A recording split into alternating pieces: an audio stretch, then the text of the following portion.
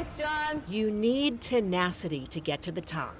Jonathan Lesson, in the white shirt and black pants, has more grit and grip than most. I don't really understand how it can make you feel so good to be, but you have Parkinson's, your world becomes smaller and you make smaller movements. When you get on the wall, you can just stretch out and you get to the top, you feel fantastic.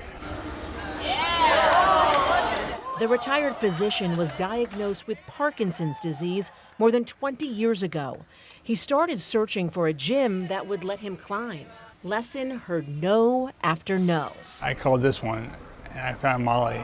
What made you say yes? Gosh, it's crazy to me that people said no to him. Nice. Molly Donnellan Kupka doesn't accept no. The then director of Sport Rock Climbing Centers in Alexandria, Virginia, started climbing with Jonathan twice a week. What does rock climbing do for you? It keeps you stretched out. It does cognitive work. It's kind of cool because you're on the wall and you have to figure out a puzzle. Doctors often prescribe exercise for Parkinson's patients. Climbing targets what this disease attacks: balance, coordination, and muscle strength. Blaze on. The two climbers became 5, then 6, then more. And then we had the shaky 6.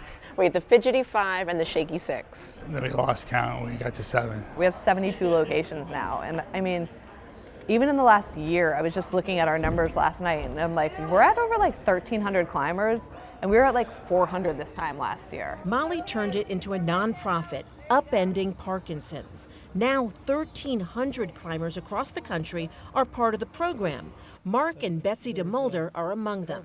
I can do most of the things I've always done, and it's because we've delayed the onset of the more serious symptoms, and I think it's through exercise like climbing. Even though the most obvious parts of Parkinson's are the physical shaking, the other things that are not obvious are anxiety, depression, apathy. To come here and to have the sense of I can do this, I'm good at this. That is, I think, the coolest part to me, is seeing people's happiness from climbing and the joy they get out of it and the friends they make. He was working on a 10 earlier. To prove it works, Molly partnered with the National Institutes of Health on a study. Their results: climbers showed real improvement in mobility and balance. I mean, there were so many improvements. I've seen it from everybody in the group. Molly doesn't have Parkinson's. No one in her family does. Seeing how much it helped people, and then learning why it was helping them and it making that make sense, and then realizing there's not anything out there like that, I felt like I had to do something about it.